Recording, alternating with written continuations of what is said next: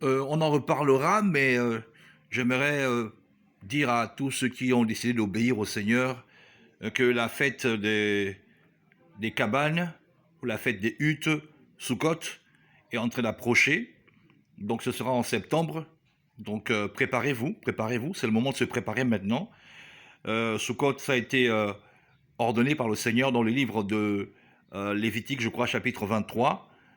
Le Seigneur demande à ceux que son peuple, donc les Bantous puissent se souvenir de l'époque où il les a amenés de l'Égypte.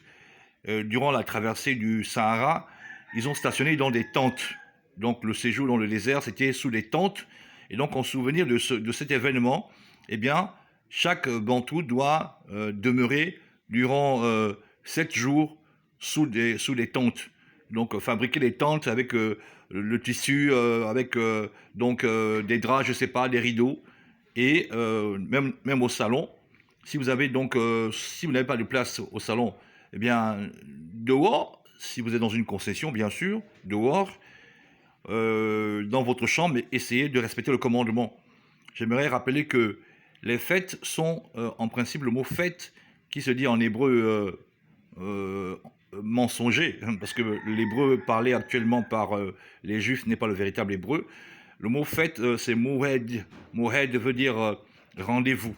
Voilà, donc la fête de l'Éternel est un rendez-vous que le Seigneur a fixé pour rencontrer son peuple de manière particulière. C'est un peu comme si tu cherches à rencontrer un ministre pendant 2 mois, tu vas à chaque fois, ça rate et tout, et puis un jour, coup de bol pour toi, tu le croises dans la rue, et il te dit, bah, écoute, tu tiens à me voir depuis déjà 2 mois, c'est ce que tu m'as dit, bon, moi je te donne rendez-vous pour mercredi. Mercredi, je te reçois. Et est-ce que tu vas lui dire que non, mais mercredi, j'ai un emploi du temps chargé, je ne pourrais pas, etc. Monsieur le ministre, désolé, mais écoutez, essayez de revoir ça. Non, tu as l'occasion, n'est-ce pas, de rencontrer le ministre. Il t'a donné rendez-vous pour mercredi, par exemple. Eh bien, débrouille-toi pour être libre mercredi. C'est ça, en fait. Les fêtes sont en fait des rendez-vous avec l'Éternel. Ce n'est pas des amusements seulement. C'est pas qu'on doit manger et boire seulement. Non, non, non. Il y a vraiment un rendez-vous. Et la symbolique qui est cachée derrière ces rendez-vous, eh bien, il ne faut pas s'amuser avec Israël, respecter les fêtes de l'Éternel, parce qu'il y avait une particularité en ces temps-là. Je ne sais pas sur le plan cosmique ou sur le plan spirituel ce qui se passe lorsque les fêtes ont lieu, mais je sais que obéir au Seigneur vaut mieux que désobéir. Donc, la fête de Sukkot approche. Préparez-vous. Ceux qui ont les moyens de payer les tentes, payez les tentes.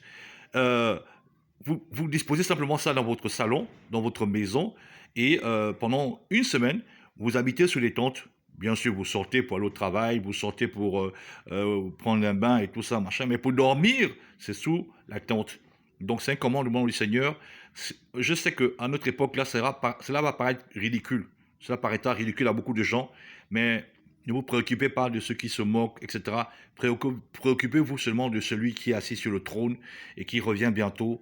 Et il va séparer les boucs avec les brebis, n'est-ce pas? Les boucs sont ceux qui auront rigolé, ceux qui auront négligé, et les brebis sont ceux qui auront obéi. Donc, peuple bantou, je m'adresse au bantou, peuple bantou, et peut-être au-delà, ceux qui veulent croire aussi, le peuple bantou, obéissez au commandement du Seigneur en respectant les fêtes de l'Éternel, notamment la fête de Sukkot, la plus grande fête à venir d'ici 3 mois. Soyez bénis.